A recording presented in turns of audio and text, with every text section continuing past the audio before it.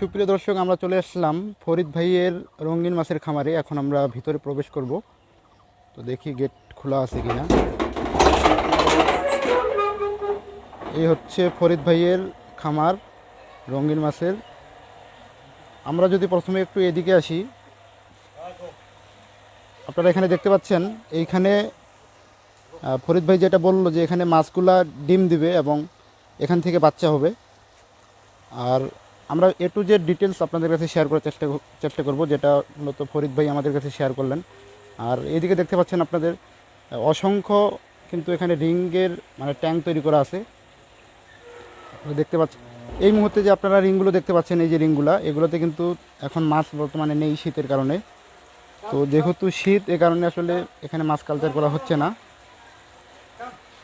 ভাই এখানে কতগুলো জানি ট্যাঙ্ক আছে, এই যে ছোটোগুলা? মোট এইখানে 17টা ট্যাঙ্ক আছে, এই ছোটোগুলো। এই যে দেখতে পাচ্ছেন এখানে দুইটি রিং সমন্বয়ে কিন্তু একটি হাউস করা হয়েছে। আর এই মুহূর্তে কিন্তু বর্তমানে এই ট্যাঙ্কগুলোতে, এই যে এই ট্যাঙ্কগুলো দেখতে পাচ্ছেন আপনারা, এই ট্যাঙ্কগুলোতে কিন্তু বর্তমানে মাছ নেই। এই দেখতে পাচ্ছেন মোট 17টি ট্যাঙ্ক আছে। আর ওইদিকে আপনারা দেখতে পাচ্ছেন, ওইদিকে দেখতে পাচ্ছেন দুইটি ট্যাঙ্ক বড় বড়। এগুলো হচ্ছে 18,000 করে লিটার। এখন আমরা ওইদিকে যাব। তার আগে আপনাদের একটু বিস্তারিত জানাচ্ছি যে এই ট্যাঙ্কগুলা তৈরি করতে কত টাকা খরচ পড়ছে। যেটা ফরিদ ভাই যেটা মূলত বললেন, এই রিংটাতে দেখতে পাচ্ছেন এই একটা রিং আর একটা নিচে রিং আছে দেওয়া। এই দুইটা রিংয়ে 200 টাকা করে, মোট 400 টাকা। মোট মানে পলিস্টার করার পর খরচ পড়ছে 800 টাকা। আর এখানে পানি আসবে ভাই কতগুলো জানি, এখানে 150 লিটার মানে এই ট্যাঙ্কটাতে নাকি? এই ট্যাঙ্কগুলোতে পানি আসবে 150 লিটার করে। এখন আমরা ওইদিকে যাচ্ছি। এই যে আমাদের এখানে চাচা আসছে, আমরা ভিজিট করতে আসলাম ফরিদ ভাইয়ের রঙিন মাছের খামারে।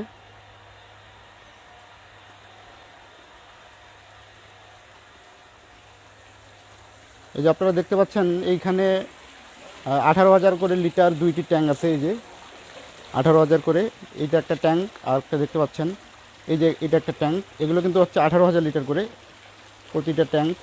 আর ওই যে রিংগুলো দেখালাম সেটা হচ্ছে ওগুলো আলাদা। আর এই দুইটা ট্যাঙ্ক হচ্ছে বড়। তো এই দুইটা ট্যাঙ্কে মাছ আছে ভাই কতগুলো জানি মাছ আছে এখানে? 1,000। 1,000। আর এখন বর্তমানে শীতের কারণে এখানে দুই প্রজাতির মাছ হচ্ছে। একটা হচ্ছে ভাই মাছগুলোর নাম জানি কি কি, কই কার্প, আর একটা হচ্ছে কমেট। এই দুই প্রজাতির আপনারা দেখতে পাচ্ছেন এই যে মাছগুলা। আর আপনারা উপরে দেখতে পাচ্ছেন খুব সুন্দরভাবে কিন্তু ট্যাঙ্কের মধ্যে পানিটা পড়তেছে। এতে কিন্তু হাউজের মধ্যে অক্সিজেন হচ্ছে এবং সেখানে পানি পড়তেছে।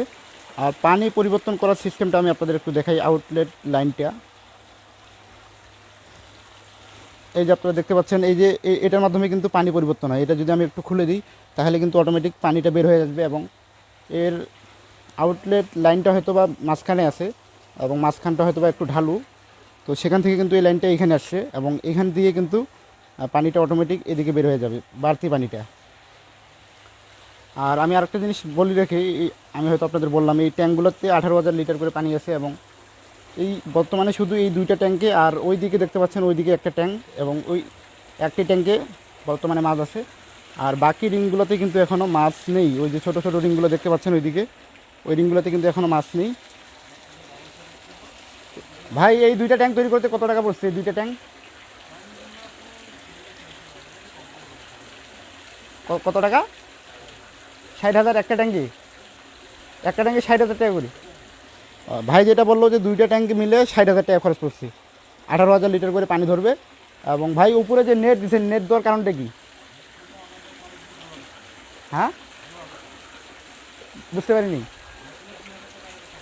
নেটগুলো 2,000 টাকা করে খরচ পড়ছে। নেটগুলো দেওয়ার কারণটা? আচ্ছা আচ্ছা। ফরিদ ভাই যেটা বললো, নেটগুলো দেওয়ার উদ্দেশ্য হচ্ছে যে বগ অ্যাটাক করবে না এবং এখানে ময়লা পড়বে না। উপরে দেখতে পাচ্ছেন অসংখ্য গাছ, এবং এই গাছের ময়লাগুলো বা পাতাগুলো যাতে না পড়ে, এই কারণে আসলে মূলত এই নেট দেওয়ার উদ্দেশ্য।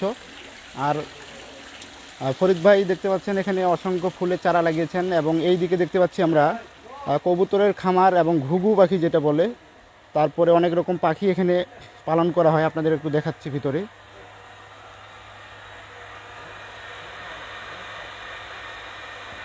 এই যে এগুলো হচ্ছে ফরিদ ভাইয়ের এখানে মিশ্র পাখি চাষ করা হচ্ছে। এখানে কবুতর, ঘুঘু সহ অন্যান্য প্রজাতির পাখি আছে এই ঘরে। আচ্ছা, আমরা একটু অক্সিজেন মেশিন নিয়ে আলোচনা করব এখন, যে আসলে রঙিন মাছের ক্ষেত্রে অক্সিজেন লাগে কি না। তো আমরা একটু আবারও যাচ্ছি এই ছোটো ছোটো ট্যাঙ্কগুলোর দিকে। যারা অনেকে আমার কমেন্ট সেকশনে কমেন্ট করতেছেন যে ভাই এরকম রিং দিয়ে ট্যাঙ্ক তৈরি করতে যাচ্ছি, কত টাকা খরচ পড়বে, এই জন্য আপনাদের একটা ভিডিও দেওয়ার চেষ্টা করতেছি। তো আপনারা দেখতে পাচ্ছেন 2টি রিং সমন্বয়ে কিন্তু একটা হাউস তৈরি করা হয়েছে, এবং খরচ পড়ছে কিন্তু 800 টাকা করে। এগুলো 200 টাকা করে একটা রিং নেওয়া হয়েছে, এবং পলাশটার সহ মোট 800 টাকা খরচ পড়ছে। আর আপনারা দেখতে পাচ্ছেন এগুলো হচ্ছে অক্সিজেন দেওয়ার মেশিন, এয়ার পাম্প যেগুলো বলে, এগুলো নিচ্ছে 260 টাকা করে প্রথম অবস্থায়। এখন হয়তো বা 200 টাকা বা সেটা আমি বলতে পারলাম না। তবে ভাই 3 বছর আগে এটা নিয়েছে 260 টাকা করে, এবং এগুলোর মাধ্যমে কিন্তু মূলত অক্সিজেন দেওয়া হয়ে থাকে। এবং এখানে কিন্তু আপনি 2টি স্টোন লাগাতে পারবেন। দেখতে পাচ্ছেন এখন এই মুহূর্তে অফ আছে, শুধু একটি পাইপ এখানে অন রাখা হয়েছে, যে দেখতে পাচ্ছেন এখানে। আচ্ছা, এখন আমরা ভাই কি খাবার দিচ্ছেন রঙিন মাছকে সেই খাবারটা একটু দেখব। তো চলুন তার ঘরে যাওয়া যাক।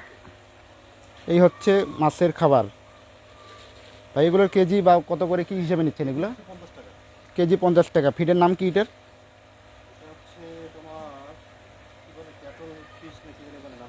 ভাই তেমনটা মানে মনে নেই, ক্যাটল ফিশ হয়তো বা হবে। আর আপনারা দেখতে পাচ্ছেন খুব সুন্দর একটি কিন্তু রঙিন মাছের খামার এখনও। আর যেটা আমি বলতে চাইছিলাম যে ভাই আসলে সাক্ষাৎকার দিতে এখনও রাজি হননি, কারণ এখনও ডেভেলপ হননি। তো আপনাদের আসলে অবশ্যই একটা বড় প্রতিবেদন দেওয়ার চেষ্টা করব, যদি ভাই ভালোভাবে ডেভেলপ হন। তো সেক্ষেত্রে একটা অবশ্যই প্রতিবেদন দেওয়ার চেষ্টা করব। আর এই মুহূর্তে আসলে আপনাদের বলা যাচ্ছে না যে আসলে কত টাকা লাভ হইলো বা কত টাকা লস হইলো। তো সেটা মূলত আর কিছুদিনের মধ্যে বোঝা যাবে, যখন ভাই আসলে ডেভেলপ হবে। এখনও পুরোপুরিভাবে ডেভেলপ হয়নি, এ কারণে ভাই সরাসরি ক্যামেরার সামনে মানে আসতে চাইতেছে না। আচ্ছা, আর একটা জিনিস আপনারা অনেকে জানতে চেয়েছেন যে ভাই রঙিন মাছের জন্য রিং দিয়ে যদি হাউস তৈরি করি, তাহলে সেক্ষেত্রে কীভাবে আউটলেট লাইনটা তৈরি করব। তো আপনারা দেখতে পাচ্ছেন ফরিদ ভাই এখানে মানে এমন সিস্টেম করেছেন যে এই ট্যাঙ্ক থেকে আরেক ট্যাঙ্কে পানি দেওয়ার জন্য একটি পাইপ রাখা হয়েছে। ভাই এটা কত ইঞ্চি পাইপ? এটা 1.5 ফিট। অর্থাৎ আপনি প্রতিটা ট্যাঙ্কের সাথে এটা কানেকশন আছে না? মানে একটা ট্যাঙ্কে যখন আপনি পানি দেবেন, প্রতিটা ট্যাঙ্কে পানিটা মানে চলাচল করবে। নিজস্ব সুবিধা মতো করে নেওয়া যায়। তাতে কি এটা পানির জন্য ভালো? অবশ্যই, মানে বৃষ্টির সময় ওভারফ্লো হয়ে যেতে পারে।